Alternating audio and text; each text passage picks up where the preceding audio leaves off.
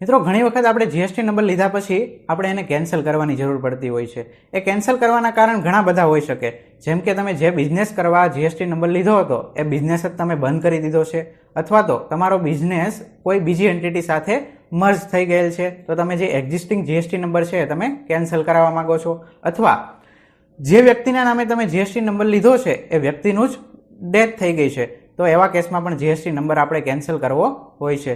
તો કેવી રીતના જીએસટીની કેન્સલેશનની એપ્લિકેશન કરવી એ આપણે આજના વિડીયોમાં જોવાના છીએ. એ પહેલાં જીએસટી કેન્સલ કરતાં પહેલાં અમુક બાબતનું ચોક્કસ આપણે ધ્યાન રાખવું જોઈએ. જેવી રીતે કે તમે જ્યારથી જીએસટી નંબર લીધો છે ત્યારથી કે જ્યાં મંથમાં તમે જીએસટીની કેન્સલેશનની એપ્લિકેશન કરો છો ત્યાં સુધીના GSTR 1 અને 3B એ બંને રિટર્ન ફાઇલ કરેલા હોવા જોઈએ. જો તમે એ રિટર્ન ફાઇલ નથી કરતા તો તમારે પેનલ્ટી આવી શકે છે. અને અહીં ઘણા વ્યક્તિનો એવો પણ ક્વેશ્ચન હોય છે કે અમે જીએસટી નંબર તો લીધો હતો 5 મહિના પહેલાં, 6 મહિના પહેલાં, પરંતુ અમે બિઝનેસ શરૂ જ નથી કરેલો, એક પણ બિલ બનેલું નથી, તો પણ અમારે રિટર્ન ભરવું કમ્પલસરી છે? તો હા, કારણ કે તમે જો જીએસટીનું રિટર્ન નથી ભરતા તો તેની તમારે પેનલ્ટી આવી શકે છે. તમે કોઈ પણ બિઝનેસ કરેલો નથી તો તમારે નીલ રિટર્ન પણ ભરવું જરૂરી છે. બીજી બાબત, તમે જીએસટીની કેન્સલેશનની એપ્લિકેશન કરો છો એ પહેલાં જીએસટી ડિપાર્ટમેન્ટ તરફથી તમારે કોઈ પણ નોટિસ આવેલી હોય તો એનો નોટિસનો આન્સર આપવો કમ્પલસરી છે. ત્યારબાદ તમારે જીએસટીની કેન્સલેશનની એપ્લિકેશન કરવી પડે. ત્રીજી બાબત, તમે પાસ્ટમાં કોઈ એ જીએસટી નંબર ઉપર જે જીએસટી તમે કેન્સલ કરાવવા માંગો છો એ જીએસટી ઉપર તમે કોઈ બિઝનેસ કરેલો છે અને પરચેસ કરેલું છે અને તેની તમે ઇનપુટ ટેક્સ ક્રેડિટ લીધેલી છે, તો જ્યાં મંથમાં તમે જીએસટીની કેન્સલેશનની એપ્લિકેશન કરો છો તે સમયે તમારી પાસે જે સ્ટોકમાં માલ પડેલો છે તેની ઇનપુટ ટેક્સ ક્રેડિટ તમારે રિવર્સ કરવી પડે છે. અને ચોથી બાબત છે જીએસટીની કેન્સલેશનની એપ્લિકેશન અપ્રૂવ થયા પછીની બાબત છે કે જીએસટીની એપ્લિકેશન કેન્સલ થયા પછી એક GSTR 10 જે ફાઇનલ રિટર્ન ભરવું કમ્પલસરી છે. જો તમે એ નથી ભરતા તો તમારે પેનલ્ટી આવી શકે. અને એ પેનલ્ટી ક્યારે આવે? તો જ્યારે તમે જે જીએસટી નંબર કેન્સલ કરાવેલો છે એ ભવિષ્યમાં તમારે એ જીએસટીની પાછી ફરીવાર જરૂર પડી અને એ જીએસટી તમે એક્ટિવ કરાવવા જાઓ છો તો ત્યારે તમારે 10,000 સુધીની પેનલ્ટી આવી શકે છે. તો તમારે જીએસટી કેન્સલની એપ્લિકેશન અપ્રૂવ થયા પછી GSTR 10 ફાઇનલ રિટર્ન ભરવું કમ્પલસરી છે. તો હાલો હવે જોઈએ કે જીએસટીની કેન્સલેશનની એપ્લિકેશન કેવી રીતે કરવી. તો એપ્લિકેશન કરવા માટે સૌપ્રથમ તો તમારે જીએસટીમાં લોગિન કરી લેવાનું છે. અહીંયા તમારો યુઝર આઈડી અને પાસવર્ડ નાખી અને તમે જેવું લોગિન કરશો એટલે તમારી સામે એક આવું ઇન્ટરફેસ ઓપન થશે. ત્યાં ઉપર અહીંયા અલગ અલગ ઓપ્શન આપેલા છે, તમે જોઈ શકો છો. સર્વિસીસ, જીએસટી લો, ડાઉનલોડ, તેમાં આપણે જવાનું છે સર્વિસીસની અંદર. સર્વિસીસની અંદર અલગ અલગ ઓપ્શન છે, રજિસ્ટ્રેશન, લેઝર, રિટર્ન, પેમેન્ટ. તેમાં આપણે રજિસ્ટ્રેશનની અંદર જવાનું છે અને રજિસ્ટ્રેશનની અંદર તમે લાસ્ટમાં જોઈ શકો છો application for cancellation of registration, તેના પર ક્લિક કરવાનું છે. તેના પર ક્લિક કરશો એટલે તમારી સામે એક આવું પેજ ઓપન થઈ જશે અને આ પેજમાં 3 અલગ અલગ પેજ છે: બેઝિક ડિટેલ, કેન્સલેશન ડિટેલ અને વેરિફિકેશન.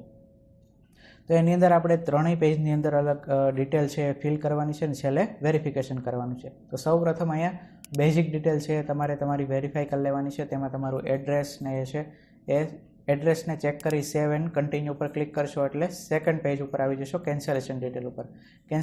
કેન્સલેશન ડિટેલમાં તમારે રીઝન ફોર કેન્સલેશન સિલેક્ટ કરવાનું છે.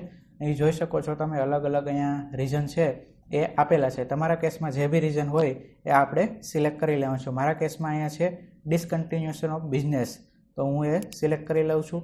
અને નીચે અહીંયા જે દિવસથી તમારું બિઝનેસ બંધ થયેલો છે એની ડેટ નાખી દેવાની છે. તો મારા કેસમાં અહીંયા છે 20 જાન્યુઆરી 2025. તો અહીંયા 20 જાન્યુઆરી 2025 છે, હું ડેટ નાખી દઉં છું. ડેટ નાખ્યા પછી અહીંયા નીચે તમારી પાસે જે સ્ટોક પડ્યો છે તેની તમારે આઈટીસી જે રિવર્સ કરવાની થાય છે તેની ડિટેલ અહીંયા ફિલ કરવાની હોય છે. મારા કેસમાં કોઈ સ્ટોક નથી એટલે મારે કોઈ ડિટેલ ભરવાની જરૂર રહેતી નથી. એ ડિટેલ ચેક કરી અને નીચે અહીંયા સેવ એન્ડ કન્ટિન્યુ પર ક્લિક કરવાનું છે. જેવું તમે સેવ એન્ડ કન્ટિન્યુ ઉપર ક્લિક કરશો એટલે તમે અહીંયા વેરિફિકેશન પેજ પર આવી જશો અને ત્યાં તમારે અહીંયા નીચેથી નામ સિલેક્ટ કરી અને જે પ્લેસ હોય રજિસ્ટ્રેશનનું એ પ્લેસ અહીંયા એડ કરી અને તમે ઓટીપીથી વેરિફિકેશન કરવાનું રહે છે. જેવું તમે પ્લેસ નાખી અને નીચે તમે ડીએસસીથી વેરિફિકેશન કરવા માગતા હોય તો ડીએસસીથી અથવા તો ઓટીપીથી કરવા માગતા હોય તો ઈવીસી. અહીંયા મારે ઓટીપીથી કરવાનું છે તો ઓટીપી જતો રહ્યો છે. અહીંયા ઓટીપી નાખી અને વેલિડેટ ઓટીપી પર ક્લિક કરશો. જેવું વેલિડેટ ઓટીપી પર ક્લિક કરશો એટલે તમે અહીંયા તમારી સામે આવી જશે thank you for submission. System will be verify validate the information submitted after the acknowledgement will be send to next 15 minute. 15 minute પછી તમે એપ્લિકેશનનું સ્ટેટસ છે એ ચેક કરી શકશો. એ ક્યાંથી ચેક કરી શકશો?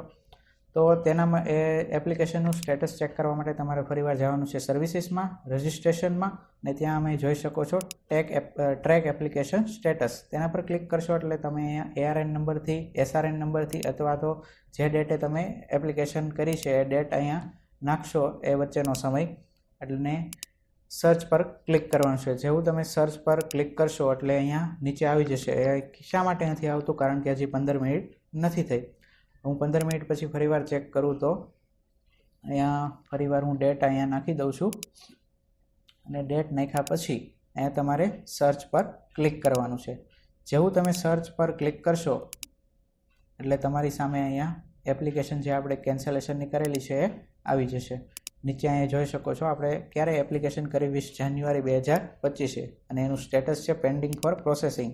હજી અપ્રૂવ થઈ નથી. જ્યારે અપ્રૂવ થઈ જાય એટલે અહીં સ્ટેટસમાં અપ્રૂવ લખેલ આવી જશે. અને જ્યાં સુધી આપણી એપ્લિકેશન અપ્રૂવ નથી થતી ત્યાં સુધી આપણો GSTનો નંબર છે એ સસ્પેન્ડ થઈ જાય છે. એ ક્યાંથી જોઈ શકશો? તમે ઉપર પ્રોફાઇલમાં આવો તો જેવા માય પ્રોફાઇલ ઉપર ક્લિક કરવાનું છે. માય પ્રોફાઇલ ઉપર ક્લિક કરશો એટલે અહીં નીચે આવશો તો તમે જોઈ શકો છો GST સ્ટેટસ. GST સ્ટેટસની અંદર અહીંયા બતાવે છે સસ્પેન્ડેડ.